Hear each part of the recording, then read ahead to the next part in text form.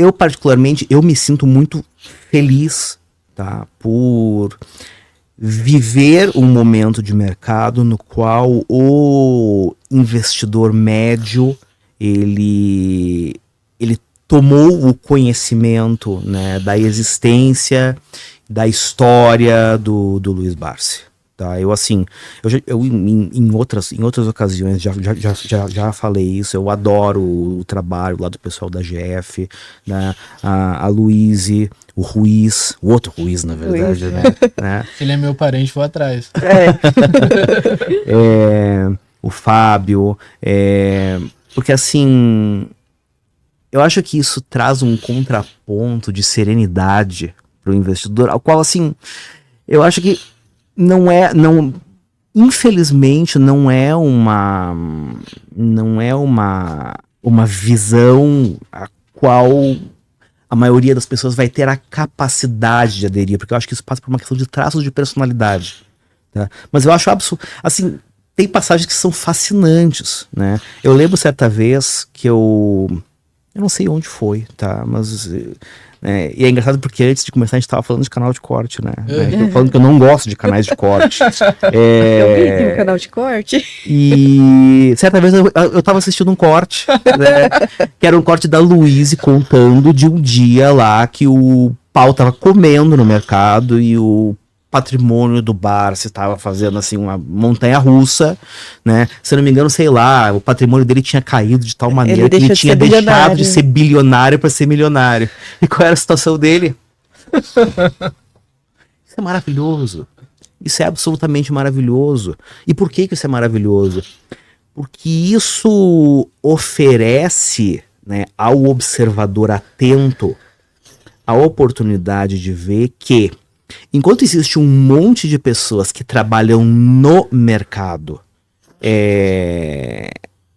incutindo intencionalmente ou não, no público em geral, a ideia de que o mercado é aquela coisa super, hiper, mega dinâmica que você tem que estar o tempo todo negociando e acompanhando as notícias, assinando 3, 4 serviços de notícias em tempo real e push pelo celular, e home broker, e o stop, o swing trade, o lançamento de opções e não sei mais o que. O maior CPF da bolsa tá dormindo enquanto o pau tá comendo. Exatamente. Isso é o tipo de coisa que, assim, para algumas pessoas, o cara vai olhar para aquilo e pensar, será que aquele cara ali que não tá certo, ao invés desse monte de louco que tá aqui me deixando estressado, tá me tratando como se eu fosse um pinto dentro de uma granja, que fica lá, comida, acende luz, apaga luz, não sei quantas vezes por dia, coração para desenvolver mais rápido e para baixo. Eu não sei se vocês já tiveram a oportunidade de ver como funciona uma granja, mas é assim, tá? Postei acho que ontem no meu Instagram. É uma loucura. E é mais ou menos assim que o pequeno investidor é tratado pela indústria, tá? Do tipo... Eu vi algum tempo atrás um estudo que demonstrava assim que o tempo médio que um investidor segura uma ação, né, o holding period de uma ação, caiu ao longo dessa última década, assim, de uma maneira absurda, sei lá, nos anos 70 era coisa de, eu não lembro mais os números, mas a ordem de grandeza era, sei lá, o holding period médio nos Estados Unidos nos anos 70 era, sei lá, 10 anos, e agora é 3, 4 meses, assim. Nossa. E quando a gente secciona esse estudo por ações especificamente,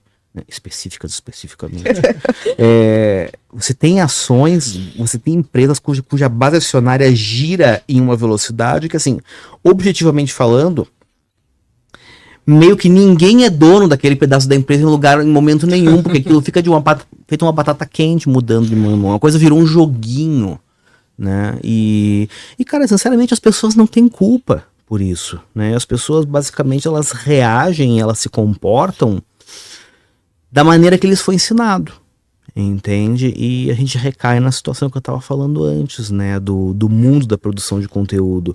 O que é ensinado às pessoas é uma consequência da estrutura de incentivos aos quais as pessoas estão sujeitas. É uma consequência, né? E, inclusive, as pessoas até procuram esse tipo de conteúdo. Lógico. É que nem a galera que reclama de quando você posta algo relacionado à política no Instagram. Política e economia, né? Ah, mas política de novo aqui. Mas no post anterior que eu postei de dividendos, de investir, você não comentou. Nesse você comentou. Nesse você veio interagir. No outro, de um conteúdo mais aprofundado, ele não interage. Então, eles mesmos acabam atraindo e buscando esse tipo de conteúdo, né? E às vezes, além de tudo isso que você falou, que é a mais absoluta verdade, ainda existe uma outra questão que, de novo, assim, é um traço absolutamente humano. Existem, obviamente, as pessoas que querem efetivamente aprender alguma coisa, ou que querem tomar contato com outra visão, com outro ponto de vista, etc e tal. Mas o nosso comportamento predominante, né, enquanto humanos, deve ter razão para isso lá no campo da neurociência, coisa assim. Na maior parte do tempo, a gente só quer ouvir aquilo que confirma as nossas próprias crenças e convicções. Verdade. Então, a partir do momento que você fala para mim alguma coisa que não casa com as coisas nas quais eu penso, eu acredito, a minha tendência natural, a não ser que eu seja uma pessoa aberta ao diálogo, ao contraditório. Que é difícil, né? É difícil, a maior parte das pessoas não é, e mesmo as que são, muito provavelmente não são assim o tempo todo. Eu faço um esforço grande para ser no âmbito profissional, mas assim, pessoas que convivem comigo no âmbito pessoal dizem que eu sou um tremendo de cabeça dura.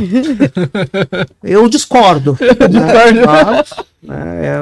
É o que me dizem, né? Então, assim, a consequência prática disso é que efetivamente as pessoas acabam enclausuradas em bolhas, entende? Você não quer ouvir o outro. No fundo, você quer ouvir você mesmo. Muitas vezes o discurso otimista demais, ele deveria ser alguns tracinhos abaixo no volume, digamos assim, da mesma maneira que o pessimista talvez não houvesse a necessidade de ser tão pessimista assim, porque sinceramente na maior parte do tempo, quando você está efetivamente investindo, né, quando você está efetivamente gerindo investimentos, a postura ideal de você manter perante seus investimentos é uma coisa muito mais serena do que a linguagem das redes sociais faz as pessoas acreditarem. Verdade.